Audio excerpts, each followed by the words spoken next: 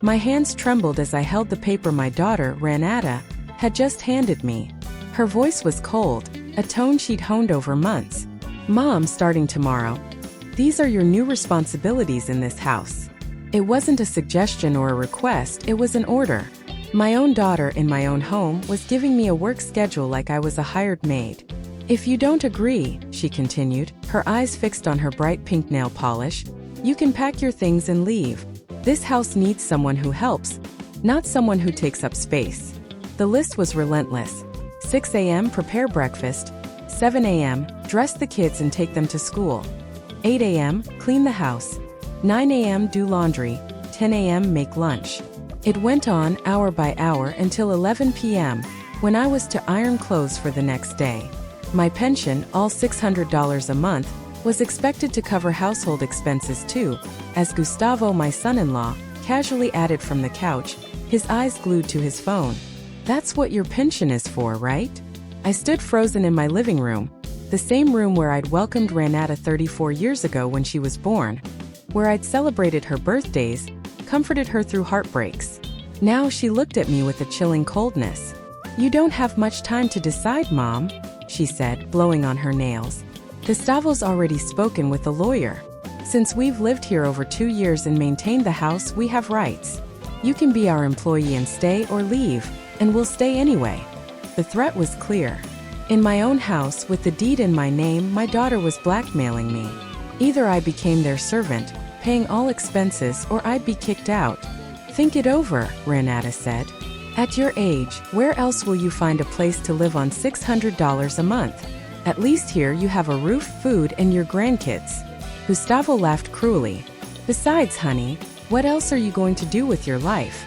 This way you'll feel useful. Not just watching TV like old ladies your age. My grandchildren, Ethan, 8, and Valerie, 6, played on the floor with their tablets, oblivious to the conversation shattering my world. Ethan looked up and asked, Grandma, are you making snacks? I'm hungry. To them, I was already the housekeeper. Not the grandma who loved them, not the woman who worked 40 years to buy this house. Renata stood, placing a condescending hand on my shoulder. It's not that we don't love you, Mom. We're giving you the chance to stay. But this house needs order, and someone has to keep it running. Why me? I whispered, finding my voice. Because you don't work, Gustavo said, still staring at his phone. We have real responsibilities. You just collect your pension and do nothing productive. The word stung like a slap. 40 years as a secretary, taking 2 buses daily, raising Renata alone after her father left when she was 3, saving every penny for this house, reduced to nothing productive. I looked around my living room. The leather sofa I'd paid off over 2 years was stained and torn. My wooden coffee table was scarred from careless use. My family photos were gone, replaced by Gustavo's movie posters. My books were boxed in the garage to make room for their gadgets, bought with my money. This will be good for you, Mom, Renata said, inspecting her nails. It'll give you purpose. You've seemed depressed lately. Clear responsibilities will help. Gustavo added, weekends too, deep cleaning on Saturdays, meal prep on Sundays. It's not cruel. It's just making this a real home. A real home. I repeated, anger replacing shock. This is the house I bought, where I welcomed you when you had nowhere to live. Now we're a family, Renata said with twisted logic. Everyone has a role. Ours is to work and earn. Yours is to keep the house running. It's fair. Valerie tugged at my skirt. Grandma, can I have cookies? Renata snapped. Valerie, ask at the right time. It's snack prep time now. I walked to the kitchen, legs trembling, clutching the crumpled schedule. The pantry was nearly empty, 3 broken cookies, an expired can of tuna, half a bag of rice. The fridge held Renata's yogurts, Gustavo's beer, and 3-day-old leftovers. Grandma, there are no cookies, Valerie shouted. I improvised with what little was left, feeling the schedule's weight like an emotional death sentence. Renata followed me, sticking a grocery list on the fridge. You need to shop tomorrow, Mom, $1.50 worth. And pick up the kids' vitamins and Gustavo's special shampoo. Renata, my pension doesn't stretch that far, I said, my voice small. Oh, Mom, she sighed. Gustavo's saving for our own house. You eat here too. It's normal to contribute. The logic was dizzying. They lived rent-free, ate my food, used my services, yet I was to pay for the privilege. What if I don't have enough money? I asked. Then buy the basics, she said. The kids need to eat. You can't be selfish. Gustavo appeared, grabbing a beer. Honey, make something good for dinner. Tough day at work. He worked from home maybe 3 hours, yet called it stressful. The schedule says I cook now, I said, holding up the paper. Yes, but quietly, he replied. Don't disturb our downtime. The contradictions piled up. Cook on schedule but silently. Serve but don't exist. Renata added, also Mom, we need the master bedroom. Move to the small room. It's closer to the kitchen, more practical. My bedroom where I'd slept for 30 years, where I'd mourned my husband, dreamed of my grandchildren. Now it was theirs, my furniture included, because it was practical. That weekend they announced more changes. Sundays are our family day, Renata said.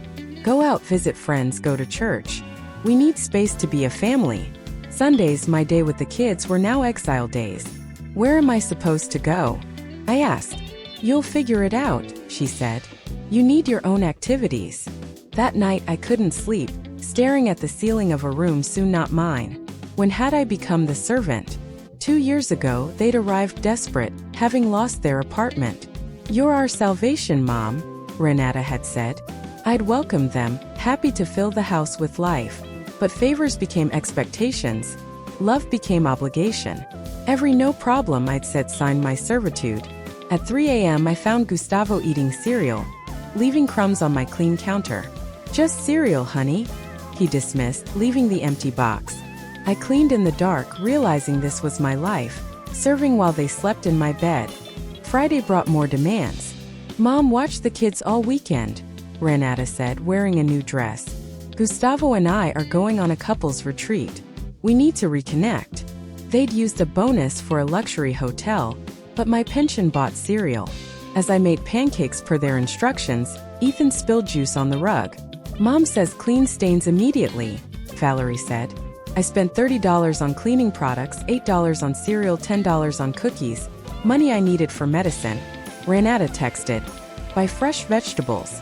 We need the house perfect when we return. Sunday, as I cleaned for their arrival, my neighbor Lucy called. Honey, are you okay? You seem strange. I broke down and asked her to come over. In the kitchen, I showed her the schedule, explained the threats, the money, the small room. Lucy's face hardened. This is abuse, honey, not family exploitation. What can I do? I asked. They say I can't live alone at my age. You're 66, not 96, Lucy said. You own this house, have a pension, and your mind is sharp. They need you, not the other way around. Kick them out or set boundaries. Charge rent, demand respect. When Renata and Gustavo returned, relaxed from their retreat, they complained about missing milk and towels. That night I lay awake asking myself, what if I said no? Monday, Gustavo's mother, Marissa, arrived at 5:30 a.m. with 2 suitcases, demanding a special breakfast, dry eggs, light coffee, ripe fruit. I had none of it. This is unacceptable, she snapped. Gustavo backed her. Go to the supermarket now, honey. With what money? I asked. My pension's gone. With your pension, obviously, he said. That's what it's for. Renata joined, framing my resistance as selfishness. You can't feed Grandma Marissa $15 worth of food? Something snapped. I'll go, I said calmly, but instead of the supermarket, I went to an ATM, withdrew $200 from savings, and visited attorney David Miller. For 20 minutes I poured out my story. David listened, then said, Mrs. Everett, this is elder exploitation, a federal crime. You can set terms for their stay or evict them. No court will grant them rights over your house. He drafted 3 letters.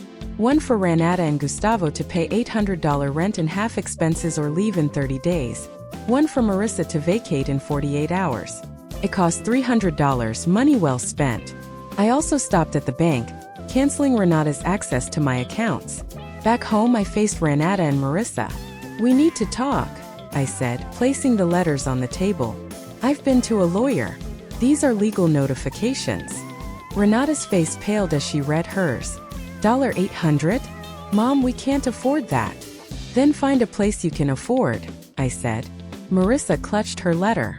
You can't kick me out. I'm an old woman. You have a home, I said. This is mine and I decide who stays. Gustavo arrived furious. This is betrayal. After we kept you company, made this a home. You've exploited me for 2 years, I said. No court will side with you. Elder exploitation is a crime. Silence fell. Even the kids home from school sensed the shift. Ethan asked, why is everyone yelling? I explained, we're talking about how to live respectfully as a family. Renata tried tears, guilt, then courtesy, but I held firm. Marissa left in 48 hours ranting about my cruelty. Renata and Gustavo moved out within 30 days to a $800 a month apartment, suddenly able to afford it. 3 months later, I woke in my own bed, free to choose my day. The house was quiet, peaceful. I bought flowers for myself, took dance classes, made friends. Ethan and Valerie visited every other Saturday, and I was their grandma again, not their servant. Renata tried using visits as leverage, but my lawyer's advice kept her in check. David confirmed they dropped all claims to my house. How does freedom feel, Mrs. Everett? He asked. Like waking from a nightmare, I said. Like remembering I'm a person. At 66, I learned it's never too late to reclaim your dignity. True love doesn't demand you sacrifice it. And true family lifts you up, not tears you down.